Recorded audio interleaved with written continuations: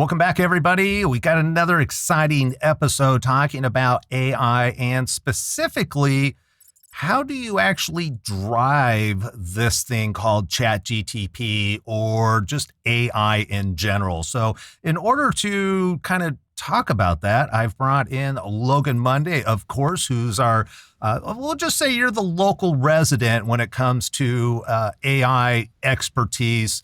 You spend a lot of time teaching people how to use prompts or how to use ChatGTP, which means you're really teaching people how do you effectively communicate with it, because it's kind of like you had a great car analogy, by the way. And I guess before we get into that, we should probably let you say, I'm just excited to talk about what we're going to talk about today because the power really is in the prompt. But anyhow, Logan, say hi, would you? Well, that's a powerful introduction, Ryan. I love it so much, and I really look forward to our chats each week. I'm excited to be here. It really is about the power of prompting and what it can do for each of us when we're using AI like ChatGPT and Google Bard. Yeah, for sure. And you had a great analogy. So before we actually get into the deck, which is going to help us stay on focus, because otherwise, we kind of talked about this earlier, the fact that it's not that it's a can of worm. It's like an ocean of worms as far as what you can talk about. So being able to stay focused.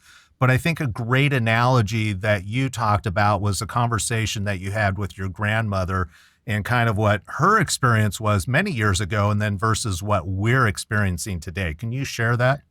Yeah. I'm very fortunate in that she's still with us today, and that in the 40s, late 30s, early 40s, she was driving. And so I was talking to her about AI and how to use it and technology. And so we were answering questions for her over the weekend.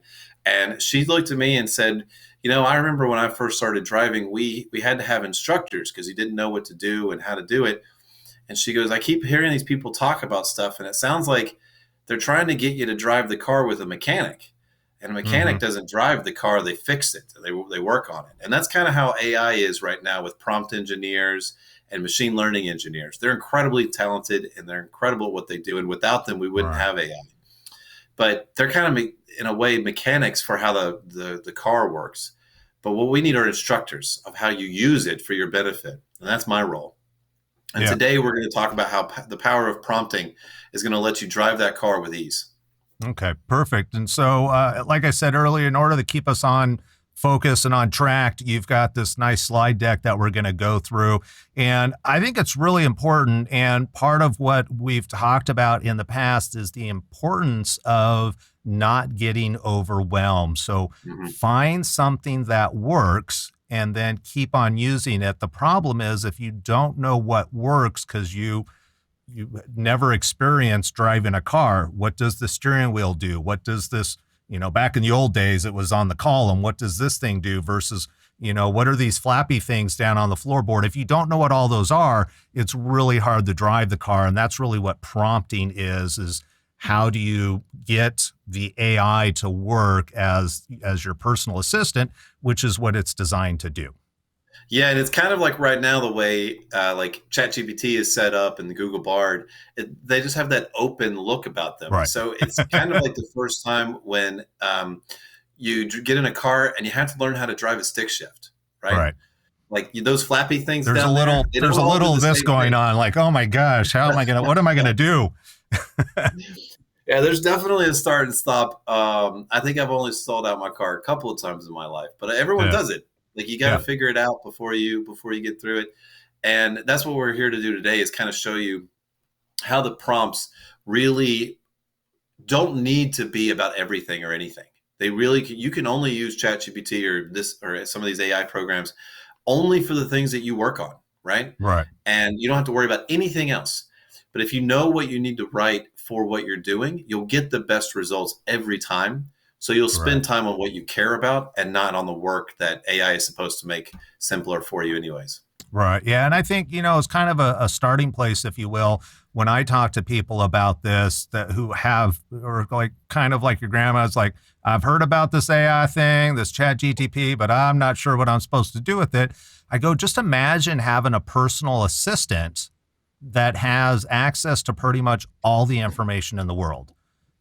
You're simply having a conversation. That's it. So just Yeah. start at the beginning. What is it that you would like to know?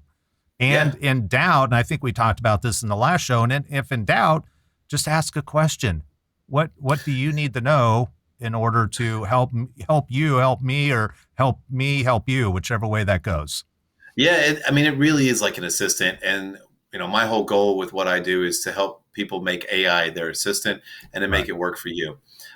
So if you want to get right in and Yeah, let's go ahead. Let's give it a bounce shot. into this. Yeah, so I just want to say with a touch of point of pride that you were asking me earlier before, like, oh, hey, what AI did you use to make this? And I just said, well, backgrounds in teaching, and I did some content design, so this is all me. All right. But I will say that for a lot of the content that I've created, I use AI to help with it, and part of the reason why it's so hard to do like visuals and presentations like this with using AI right now is that it's really difficult to convey to all people a simple story narrative. Oh,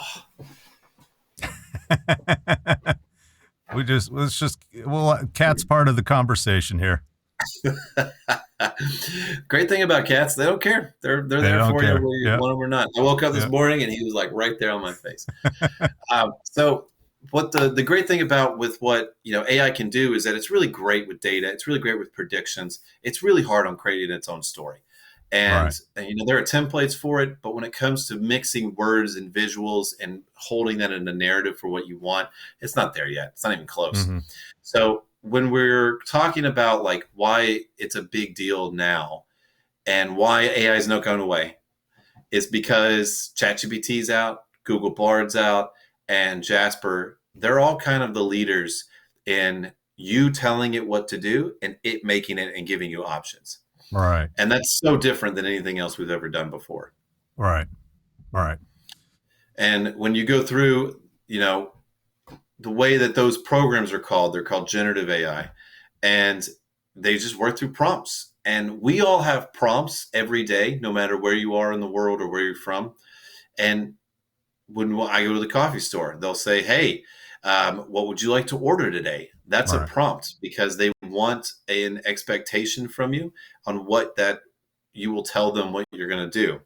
And in that, you will listen and hear or see their tone, their style, and you'll respond accordingly. We all know that barista that's, super easygoing and fun and makes ordering the best thing ever. Or, Right. you have someone who's having a bad day and you can just hear it in their voice. ChatGPT and generative AI can't hear that. It doesn't know that. You have to tell it. Right. And that's kind of what's different than what you and I do every day. All right. Is that the cue that go to the next slide? Well, I was going to say that with like I'll show you the next slide, and on it you'll see like there's a thing called general prompts, and that's like, can you pass the salt? Like they're really Okay. Yeah. simple, they're really open-ended, they're easy. And normally when you get a response from ChatGPT, that's when you like mix stuff together. It's like, Mm-hmm. take Tupac's album and rewrite it into a Shakespearean sonnet, right? Same words, but just written in a different style. Yep. Like ChatGPT can do that in seconds, right? And Yes. it's really fun. It is really fun. I've done that actually. It's a hilarious thing. But what it can't do is that it can't create a more detailed task out of that. Like, how are you going to apply that if you're teaching a Western or a lit class? Or how are you going to like come up with your own song based off that? Like, you need to have that creativity to do that. Correct. Or instruct it to do that. It can't think of it on its own. So those big general open-ended, they're really fun, but they're the ones that give you like weird, crazy answers, or they're wrong, or Right. That's where you have the no idea where it hallucinations came start from. kicking in.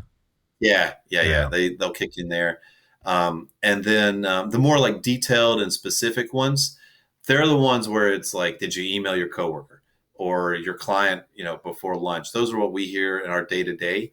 And for generative AI, that's what they hear when they need to get something done in like a specific topic or like a mindset, like the audience.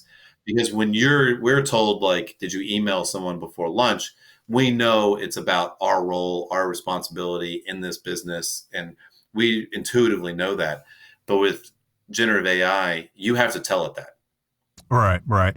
And the other thing is that I've noticed with AI is that if you try and give it a big chunk of information, do this, do this, do this, do this, it really struggles with it. So as far as prompting goes, one of the things that I've found successful is just starting at the basic. And I forget, you had that one prompt on there is if you don't know, just ask. So can you do this? Or what can you tell me about this? Whatever it is, I may have uploaded an Excel file and just find out what can it decipher so that I can ask the next question. And then what I've found really helpful, and this can also get you in the problems, is if you extend it too long, but just narrowing down and just asking it to do one thing. So I think copywriting, if we use that as an example, because so many people are using it, at least in my industry, in the marketing industry, there's a lot of conversation on how do you get the best copyright? How can you get long form content, 2,000, 3,000 words, which AI is terrible at. It just wants to give you the bullet points most of the time. And so it's a matter of, okay, well, one of the things we'll do now is, first of all, come up with the title. So just simply asking, hey, I've got it. I would like to write a blog post about X, Y, and Z. Can you give me 10 topic ideas or title ideas for that? All right. It gives me 10 titles. I grab the best one, or maybe I meld two together. And then I go, now I'll say, I want to create a blog post for this title. Now because I know the title, I'm going to give it the title that I want it to write a blog post, but I'm not going to ask it to write a blog post. That's kind of like the beginning, just learning, driver's ed. We're still inside on the inside classroom portion, taking the test. And so now, instead of asking it to write the entire article, I'm going to ask for an outline. And I might state that, hey, these are 3 key points or 5 key points that I'd like you to cover in this outline. And then it gives me an outline. Then we expand from that. Okay, that's a great outline. Give it feedback. However, could you also do this and, maybe put step or on the outline, put number 2 in the first place and reprioritize it. And then it goes, okay, yes. And now I like the outline. Now I'm going to go to the next step. Can you write an introduction for the outline? Can you create the content? And then as it creates the content, I will go back and I'll go, you know what, in section 2, I think you should include something about this also. And one of the things I do like about ChatGTP in this is the fact that it'll go, oh, that's a great idea, based on marketing, blah, blah, blah, or for readability, you're right, we should do this. And so I appreciate it says that, but at the same time, scratch my head going, well, if you think that's such a great idea, why don't you take that into account in the first place? And it's just not there at this time. Nah, it's like having a younger student. It's still learning. Yeah, it's still learning. And I think the other thing people have to be careful of when prompting is that, and I don't know if you've run into this very often, is when it starts hallucinating, which is it makes up stuff, just random things, simply because it's forgotten what we originally talked about. So if you go too long, and I don't know how far that is, it kind of, the beginning conversation starts getting hazy, or it just gets kicked out of the buffer because it can't buffer that much information. Yeah, I've found that I have to remind it. I have to tell it, go back through this chat, rescan to, remember my brand style, my verbiage style, my rhythm. And then I'll ask it, okay, give me like a 3-sentence, description of what I do to make sure that it's there. And it kind of it's like a refresher, we're in kind school. Kind of condenses all the information. Yeah. In school, you'd have the teacher be like, all right, remember what we did last week? And then they do a quick 2-second refresher kind of thing. So it is helpful to think of it that way. And I realize that, for a lot of people, that's really inconvenient. Well, it is if it's the magic pill, right? If AI is supposed to be the magic pill where I just say, give me great work, and that's all I'm going to tell you. It's a real convenience to ask ChatGTP to be more specific in the areas that you want. by telling it. Yeah, and to your audience and to everybody listening, I got to say, I'm sorry, you're just going to have to deal with it for a little bit. Yeah. Like that's the trade-off for being Right. able to do what it can do. Yep. The trade-off is that you got to treat it as an assistant or as a But it learner. also makes whatever it is that you're doing uniquely yours, right? Because if I can just go on and tell me about blue widgets or write me a blog post about blue widgets, it's going to spit out the same content all the time, where if I'm more interested in this aspect of a blue widget and maybe a competitor's more interested in this aspect of a blue widget, the content, the tone, everything about it should be uniquely different because of what we've added into the mix. Yeah. And that comes down to this. I'm on this personal journey of figuring out how to make AI as my assistant to amplify like my personal connection with people instead of having personalized templated content. And I don't know how you in your field and with marketers and copywriting, but there's a lot of pressure for them to create content. And that doesn't necessarily mean that the content that they make is being verified by or whatever, that's the wrong word, is being like looked at by their boss or whoever as like being great work. It just needs to hold people's attention. Correct. And there's templated ways to do that. Yep. And so for myself, I'm just trying to figure out how do I keep using AI to make it improve what I do to keep that personal connection. Because I really don't want to try to be like everybody else. And I don't have a shot in heck of matching like your podcast, of matching other guys like YouTube channels, of matching newsletters. Like I know what I can do and the way I do it and what I care about. And I can't lose that focus. And that's what I keep reminding in the AI to tell it, like, this is what I do. This is why I do it. Like, don't lose that.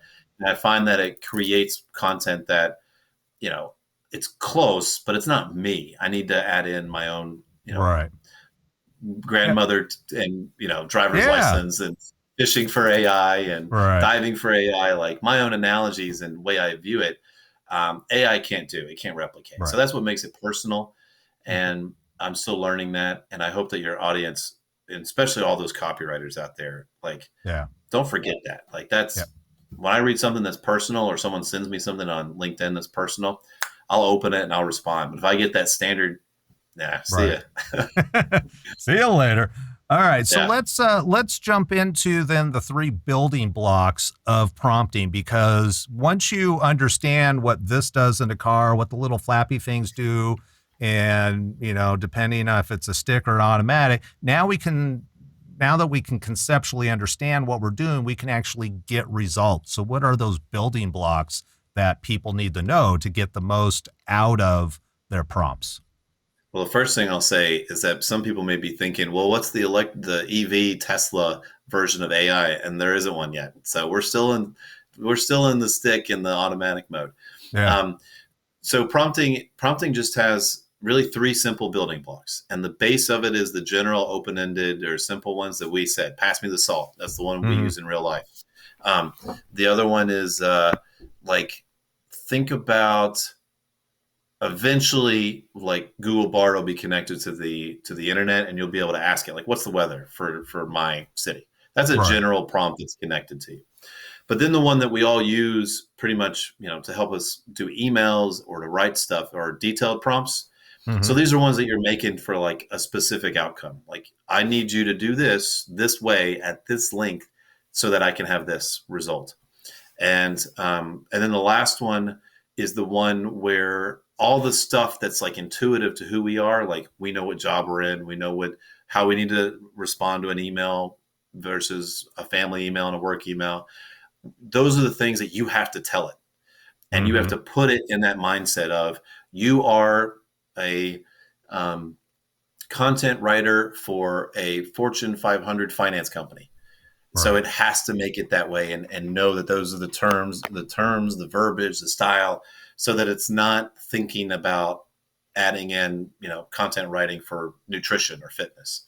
Right. And I think even more important, and you kind of touched on this, is going to be the tone of the article, right? Because the tone Mhm. for a financial article versus a mommy blogger article, as an example, that tone should be uniquely different simply because your audience is uniquely different. And I think as a prompter, as you, the audience, as you're prompting, give ChatGTP or whatever AI you're using the heads up that, hey, this is who my audience is.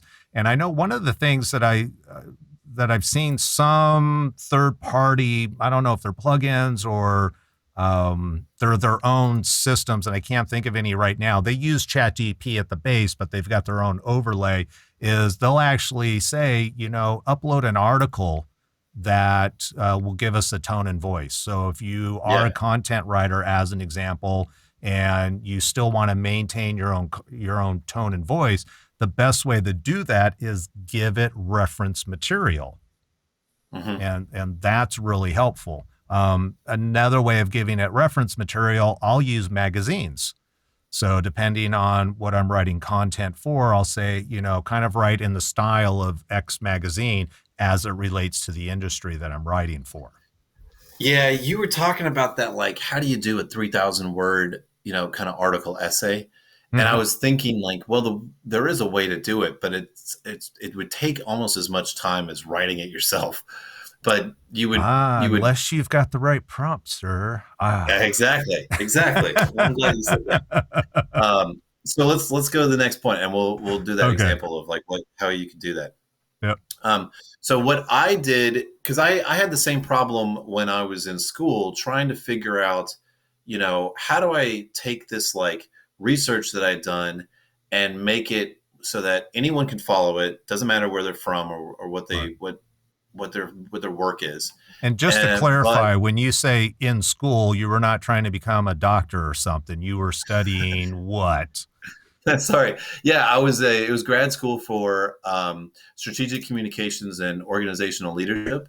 And so I worked on how would you create an artificial intelligence training curriculum so that a new intern and a C-suite are connected on how AI is used and the terms and the business metrics for it, right? Like, how would you Right. create that? So that's what I did and made, and that became the foundation for my business. Um, and out of that, I thought I need to make something that's simple, but that works no matter the AI. Because the problem is that before ChatGPT, there were all different ways to talk to AI, and a lot of it was really with coding. Mm. But now there's a framework. And the process that I made is called Oprah. And it's like, you get an AI, you get an AI, you get an AI. So I was thinking about that, and this is what works, and it works whether you're on ChatGPT, it works whether you're on Google Bard, it works whether you're going to be in like Adobe when they come out with their generative AI. Facebook's working on one, um, and it works the same because there's the same framework for how prompts work. Right. And this is kind of a little bit bigger than just prompts. This is for you as a person on how you want to frame it all to keep it in your mind so that if you switch AIs, you don't need to switch the way you do it, Right. right? So you need to know what you want in the end for the prompt. So that's the outcome. Like, what are you trying to get to? And then you need to know who the prompt is for. Like, are you writing it from your point of view? Are you writing it for an audience as a content writer? Then you need to have the prompt, and we'll go through like what the prompt is made of. And then you need to revise it. This is the inconvenient part where you have to kind of edit it and fact check it. I love the uh, fact that this is an inconvenience, but it is. it is. It is I frustrating a talk little to bit. people that I work with or consult or train, and they're just like, "That's a lot of work." I'm Right. like, "Yeah, sorry." It takes me 5 minutes to create a 4 hour, what normally would have taken me 4 hours. Actually, it's probably about a half hour. A good article on my end, like a real thought out long format, probably takes a good half hour. Well, you're doing better than me Um, because it takes me at least so, 2 hours. oh, does it? Yeah. Yeah, So, yeah, but I'm like, 100%. how many hours are we saving though, even though it is an inconvenience and it will get better over time? I actually thought about that the other day because I was thinking like I can get so much more done using AI. And then I was realizing I wasn't finishing all of the projects that I had because I would Mm. like do one thing and then go to the next and then go to the next. And it wasn't meeting my standard. So this week, actually, after the long weekend, I sat down and was like, all right, what are the 3 projects I'm getting done for September? And I'm not working on anything else. All Nothing right. else. That's smart. And it's paid off huge dividends this week already. But I think we kind of have to have that little check of like, what do I want to complete Mm-hmm. versus being like productive for it, right? Because if, All right. you know, again, personal and personalized, and it's different for everybody. I cannot believe you can write an article in 30 minutes. It's pretty Yeah. impressive. It takes me time. Um, and then the last thing is like what we're talking about, like when you bring it out into the world and you apply it, um, that's what you use what's been created by the AI and you verified it and revised it. And so, there are some things where like it would have taken hours and hours, like summarizing articles. AI is Right. awesome Yeah. about just scanning it and turning it into bullets and Yeah. key takeaways. Like Yeah. Same thing with awesome at it. data. Yeah. Yeah. There are PDFs that I've gone through that really help me.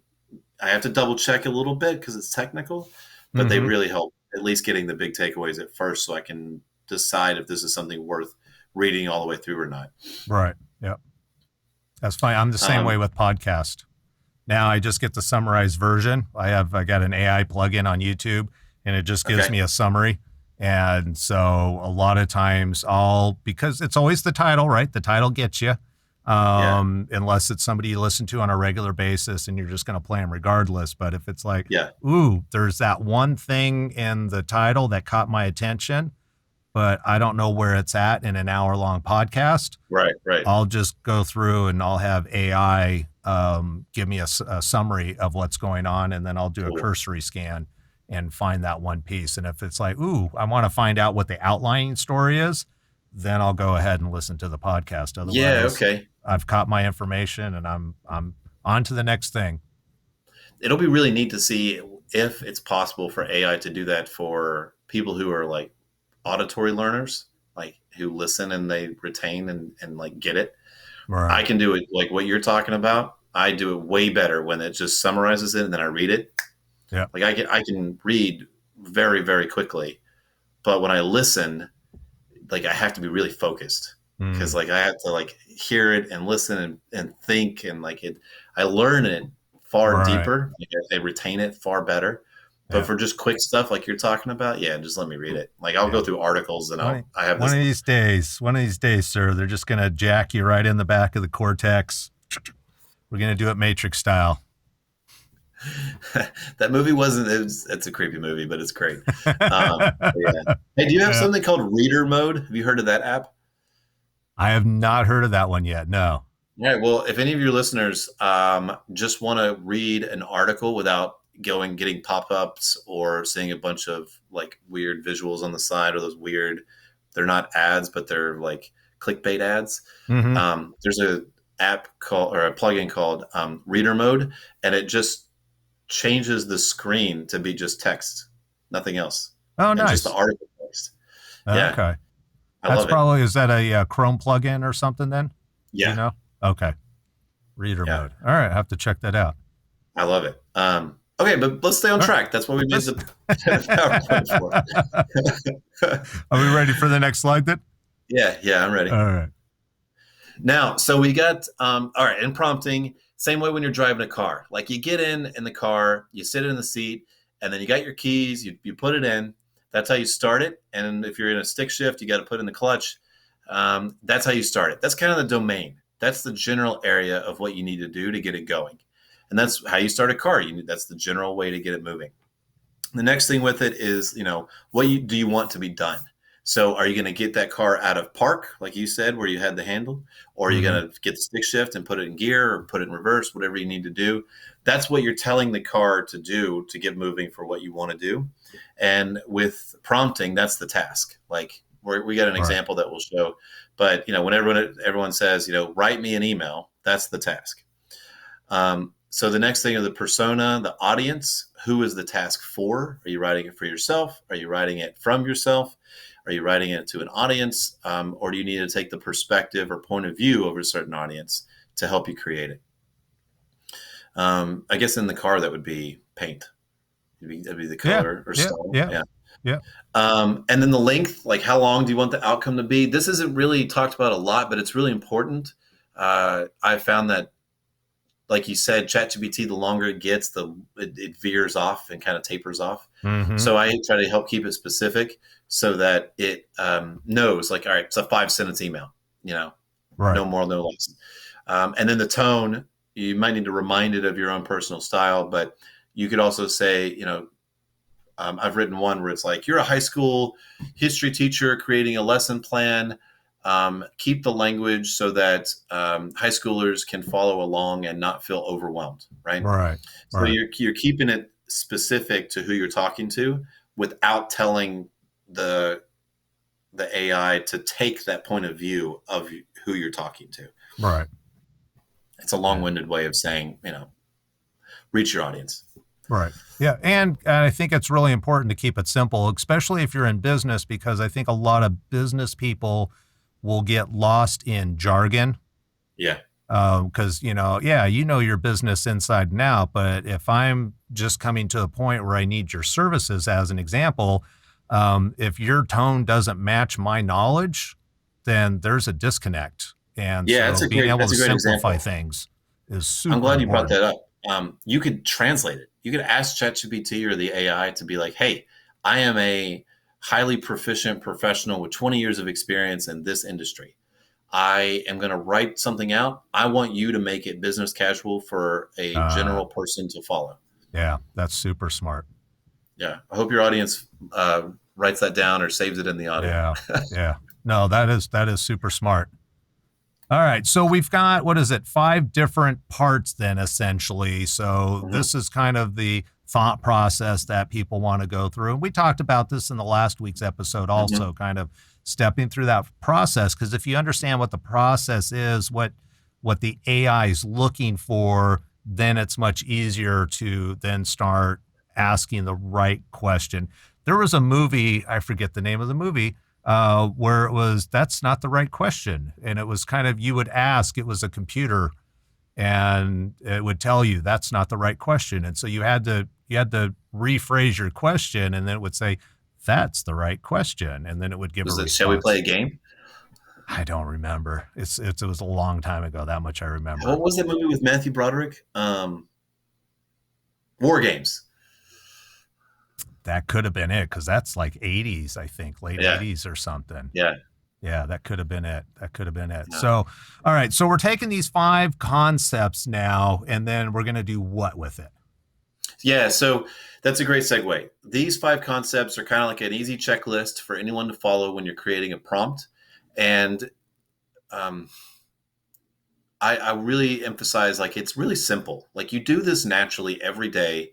We do this intuitively every day with people.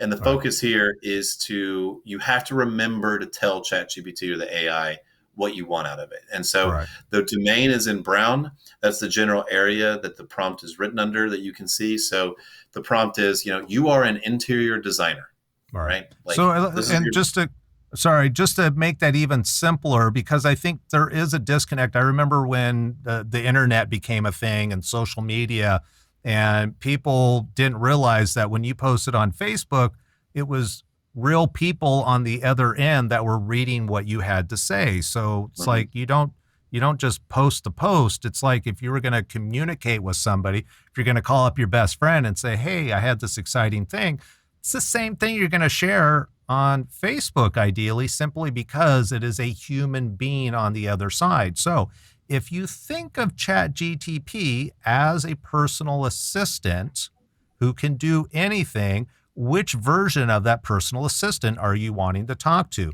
In this case, it's the interior designer. So you got to let ChatGTP know, hey, you're not a financial planner today. You're not an SEO strategist today. You're actually an interior designer. So let it know what version of your personal assistant you would like it to be. And just think of it as a person. Who would I talk to if I need interior design help, I'm going to call an interior designer. So that's who I need you to be right now. Yeah, that's a great point, and I'm probably going to copy that and paste it and use it in my own. Feel free. But I think as I think because there is a disconnect when we're on a computer, we don't realize that the end result is for other humans. So if we can make that human connection, even though it's AI and we don't necessarily need to humanize AI, it's going to happen regardless. But we have to recognize that if we, as humans, we know how to communicate with humans. So just pretend that, okay, this is a personal assistant who can be anything and everything that I need it to be. But I got to let it know which version of that you are first. Yeah. And again, the key word there is personal, and making sure it's not overly personalized. Yeah.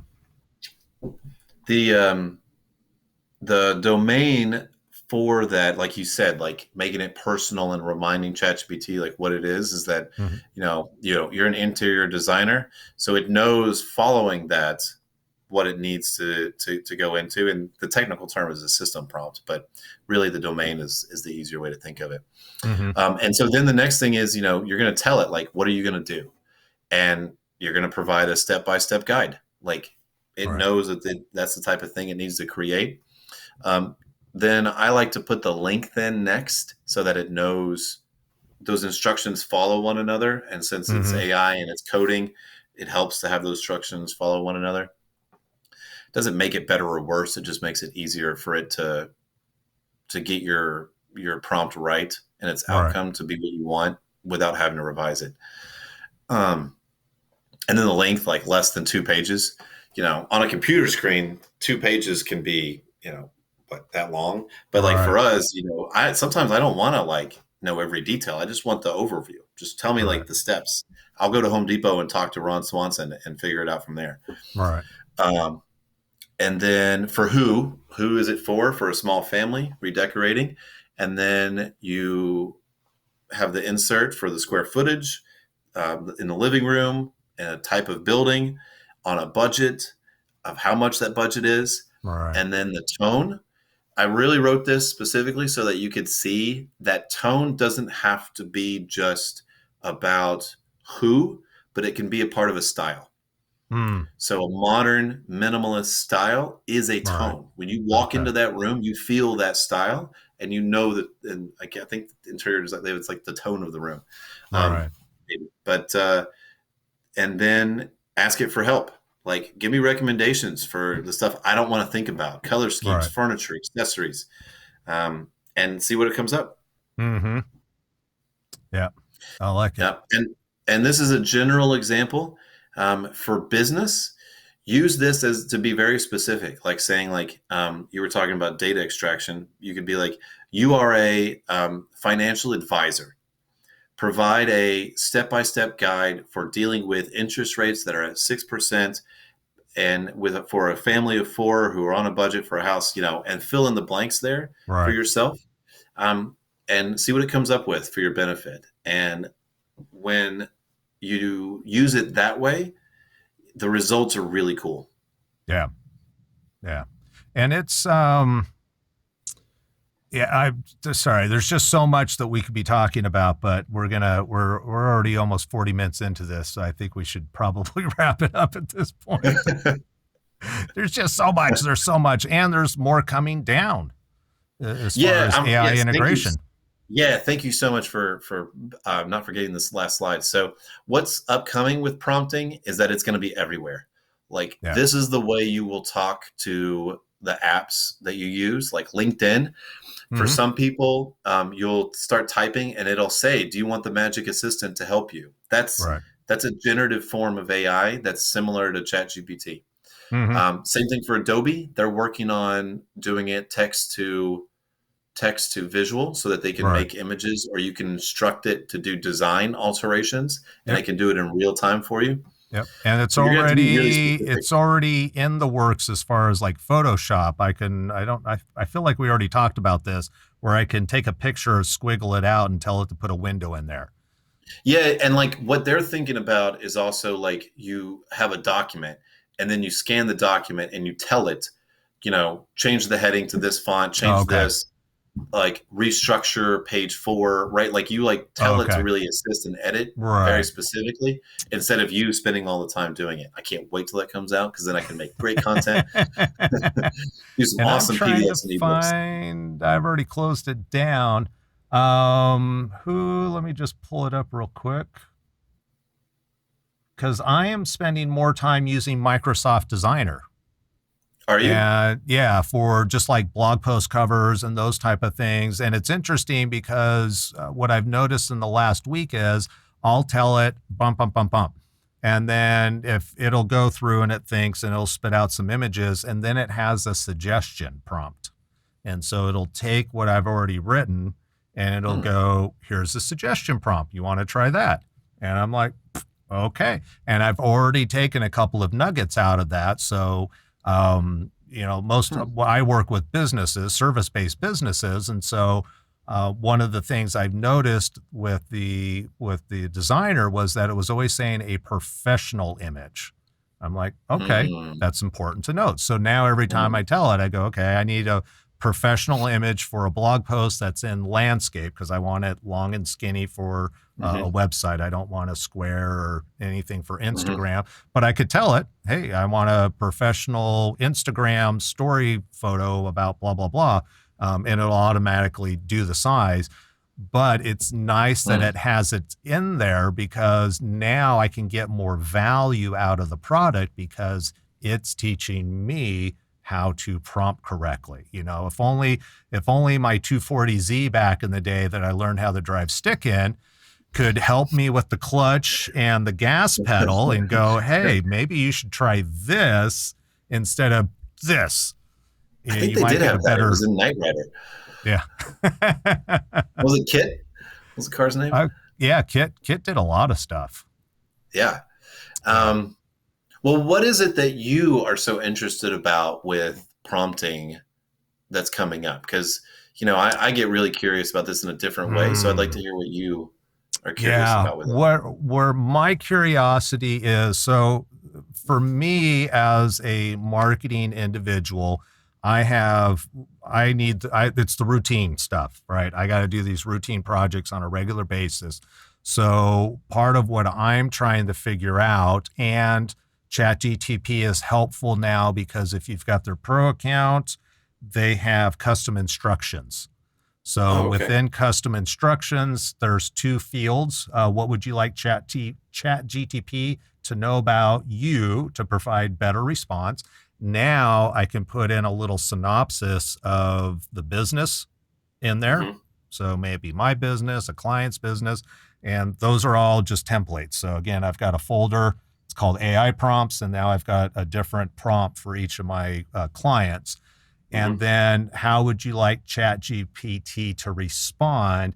And right now I'm using the Professor Synopsis prompt, which I found on YouTube. And I'm going to do a video on him because it's an incredibly smart prompt in the sense that if I tell it I need it to look at this Excel data information, maybe it's for pay-per-click ads or something like that, it will automatically determine who it needs to be within the prompt. So it will figure out, was that the domain then that you were talking about? It's kind of that it already knows that, if I'm analyzing data, then you need a prompt or a version of me, that personal assistant. I need the personal assistant who understands data analysis. And it'll automatically recognize that, and it'll say, okay, I am a data analysis expert who knows how to work proficiently in Excel. Let me take a look at your sheet, and then it'll do something. Now, let's say it's pay-per-click. So the first thing it does, though, is the data analyst comes up and says, this is what I found. Now, if I'm shifting to, find me negative keywords within this whole list, and maybe you've got 1,000 keywords that you've been running ads on forever. I can now go in and say, okay, find me the top 10% of keywords that have a high cost per click, but a low click-through rate. So those are keywords that are not efficient. They're costing me a lot of money and not many people are interested in them. So why spend the high dollars? It will automatically switch then. Oh, okay. I am a marketing expert in Google pay-per-click. I will identify using the analysis part in order to identify this. And so it automatically can switch roles on the fly as it deems necessary. And I don't have to tell it. It just automatically does it. If I need a recipe, oh, okay, maybe I need a fancy chef recipe. It'll probably say, okay, I am a head chef at a 5-star Michelin rated restaurant in France or something. And that's the persona it will take on. So for me, that's huge because I need to, part of the fun of prompting is figuring out, well, how do I, if I don't know what the right person is for the job, how do I tell it who I need it to be? Yeah. And this prompt kind of does that automatically. There's other disadvantages to this prompt that we won't go into right now. But I do love that aspect of it. Well, I'm sorry? That'll be in the video. That'll be for a video. Yeah. Cause we're like, this is probably our longest podcast, to date, which is fine. Cause I love talking to you. I was going to say that you could use that. If I could have used that prompt to turn my car into a Jeep, that would have been awesome going Logan, I can just tell Logan really would never be in a Jeep. Well, on that, I'm just thinking, because every Burning Man, there's, I don't know if you heard about Burning Man out in the playa in the desert, and they just had huge storms. They had just had huge storms, so it turned everything in the mud. So people are getting stuck out there, limited supplies, and they can't get anywhere because their vehicles can't do it. So that would be the perfect thing. If you happen to be at Burning Man, you're in the playa, it's like, I need a mud buggy that, is designed for driving in the mud that can get me out of here. Yeah.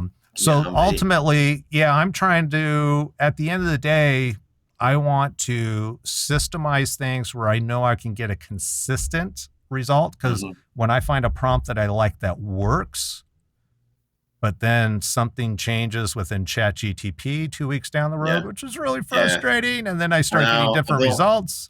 I'm like, I know. It's the hardest part to share with people that it's just not permanent. It's not like concrete. It doesn't set and stay. Right. But as it gets smarter, I think, and I don't know contextually how much data it can actually keep track of at one time. There are some great tools that I'm playing with at this point that do really good. So there's different tools. If you need to add internal links to blog post, it actually has a separate field where you can put all your internal links that you would like to have. I mentioned earlier for tone and voice, upload an article as an example or multiple articles as references. And so it may not even be like yours. It could be somebody else's, like, oh, I want this written in this tone and style because of the unique content that's being created. So being able to do that. So I guess what I'm looking for from ChatGTP, and they've already started doing this with the custom instructions, is I think it'd be great to have customizable fields, right? Where I can go, these are just for internal links, right? So wherever you can within this article, use these internal links. This is the business that you are writing for. So this is, here it is. It's got the business, it's got the style, it's got all of that. And then here are 5 related keywords that I want you to write an article about and be able to plug that in. So if those could actually be separate fields so that the coding on the back end could figure out how to contextualize that correctly to get the best results, I think that would be awesome. It'll take some time. Yeah, it'll get there though at some point. I mean, it's pretty, like I said, we're just going to, even if it's little suction cups on the forehead, they're just going to read your mind. But of course, all of the stuff that they read your mind is going to be their intellectual property. And you'll start getting ads for stuff that you're like, oh my gosh, how did they know? I haven't even talked about that because it's taboo. Yeah. They're pretty close already to nailing Yeah, those ads. yeah, yeah, yeah. Well, is there, Ryan? I love this as always. Is there anything else I could answer for you? I don't think so. I think we've covered a lot for everybody. And we always appreciate it. Logan, I appreciate you having you on the show. And we're going to keep this going. And as we've talked about, if you have any questions, thoughts, or ideas that you'd love for Logan to talk about specifically, be sure to let us know so we can cover that in future episodes. Until next time, hope you all have a great week. Take care.